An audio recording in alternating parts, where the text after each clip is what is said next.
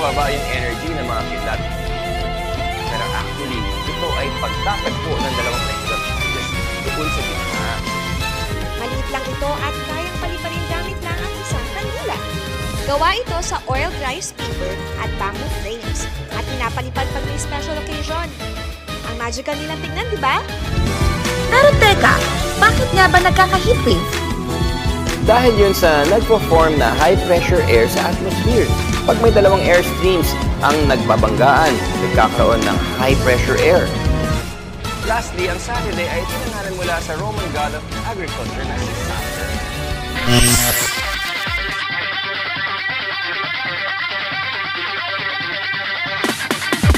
Sa tulong ng all the answers, saan nagmula ang pangalan ng mga buwan sa kalendaryo? Bakit lumilipad ang hot air balloon? Saan ginagamit ang mga sky lantern? Saang bansa galing ang mansanas? Ano ang koneksyon ng mga araw sa ancient gods?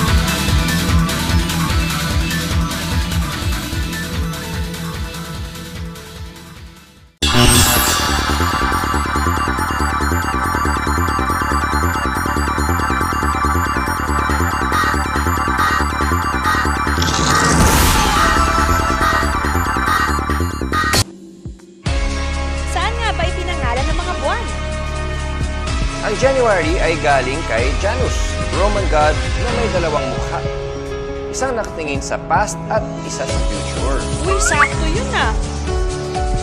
February ay mula sa februa, Latin word that means to cleanse. At sa Februalia, isang festival para sa paglilinis ng puso at kaluluwa. March ay para sa Roman god of war, Mars. Galing ang April sa word na aperio o pamumukadkad tulad ng mga bulaklak tuwing spring. Ang May ay galing kay Maya, ang Roman goddess of growing plants. June ay mula kay Juno, goddess of marriage at patron ng kababaihan. Ipinangalan ang July sa Roman dictator na si Julius Caesar dahil siya ang nag-imbento ng modern calendar. Ang August ay galing sa pamangkin ni Caesar, ang unang Roman emperor. September ay galing sa Latin word septem, meaning 7. Ha? Eh di ba 9th month yun? Naging ganun kasi late isinama ang July at August. Dahil doon, naging 10th month ang October kahit ang meaning ng Octo ay 8. November ay mula sa word na novem, meaning 9. Parang alam ko na yung next ah. At yung December ay mula sa decem, meaning 10. Dahil isiningit yung July at August, pangalan tuloy sa maling number yung last 4 months ng taon.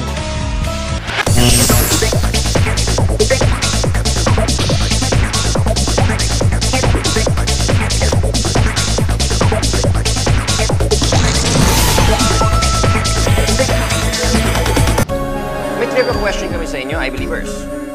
True or false? Hindi human o tao ang unang nakasakay ng hot air balloon. Kung true ang sagot nyo, tama kayo. 1783 nang i-present ng magkapatid na inventors sina Joseph at Etienne Montgolfier ang first hot air balloon flight para sa Haring ng France. At nung tinetesting nila ito, nagsakay sila ng tupa, bibe at manok doon sa basket. Animals pala ang first passengers! Ang cute! Halos 8 minutes na lumilipad sa ere yung mga hayop. Don't worry, safe namang silang nakapag-land sa lupa. And later that year, yung first trip na tao sakay ng hot air balloon. Ba't nga ba lumilipad ang hot air balloon? Dahil yan sa hot air ng hot air balloon. Hot air always rises kasi less dense ang heated air kaysa sa compact cold air sa paligid. Heat equals energy. Nagbabanggaan ang active particles kaya nagkakaroon ng space at nag-expand ang air kaya mas mababa ang density. Solid, liquid o gas, basta may lower density kaysa sa paligid nito, aangat ito. Same reason bakit lumulutang ang yelo at ang tao sa tubig. I believe! Hindi hot air balloons ang unang gumamit ng heated air para lumipad. Ang mga Skylander ay naimbento sa China hundreds of years ago. Maliit lang ito at kayang paliparin gamit lang ang isang kanila. Gawa ito sa oil rice paper at bamboo frames at pinapalipad pag may special occasion. Ang magical nila tingnan, di ba? I believe!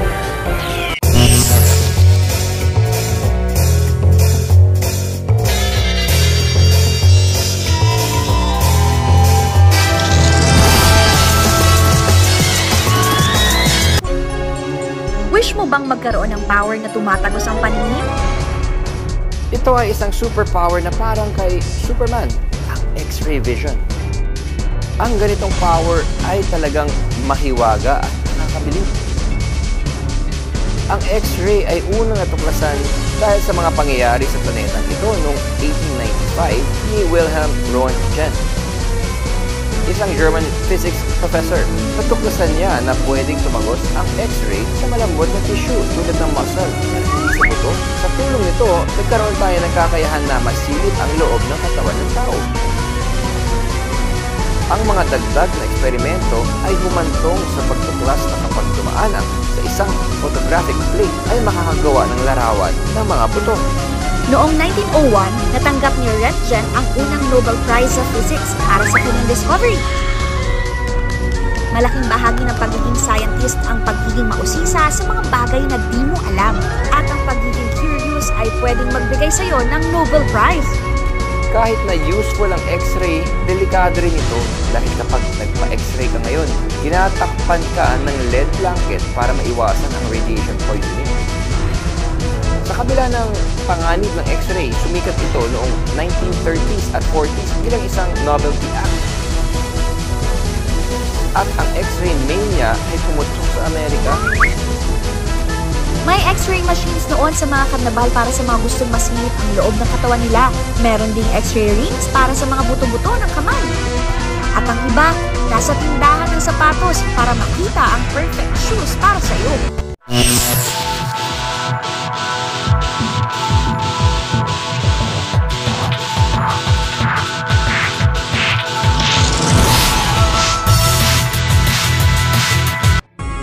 Hey believers, complete the sentence.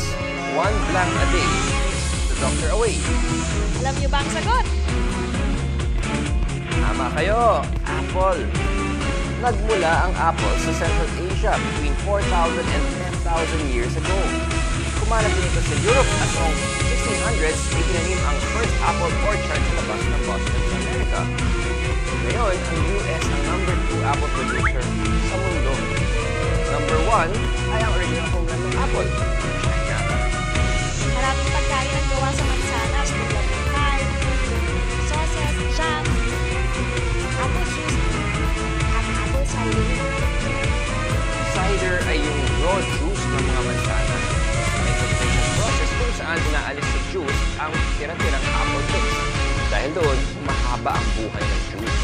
Puro butil at mabula ang unfiltered cider dahil sa yeast na nagmumula sa natirang apple chips. Pag na-filter ang juice at grains sa cider, ito na yung nagiging apple juice. Sweet, delicious, at healthy talaga ang mga mansanas. I believe. Paano yan sa paghalo-halo ng English language sa ilang European languages. Bawat day ay based sa planeta o sa god. Sunday ay para sa sun. Monday ay para sa moon. Ang moon day ay just night sa Latin at naging mon at daeg sa Old English. Sa Roman god of war, Mars, pinangalan ng Tuesday noon, pero pinalitan ito ng Germanic god of war na si Thew, kaya ito naging Tuesday. Wednesday ay Wodan's Day, ang god na si Wodan, at ipinalit sa original name ng Wednesday na base kay Mercury.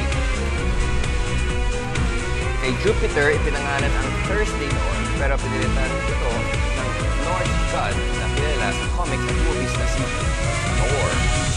Posibleng kay Frigg, Norse goddess of love, o kay Freya, Teutonic goddess of beauty, galing ang Friday, na ang original name noon ay mula sa Roman god Rus. Lastly, ang Saturday ay pinangalan mula sa Roman god of agriculture na si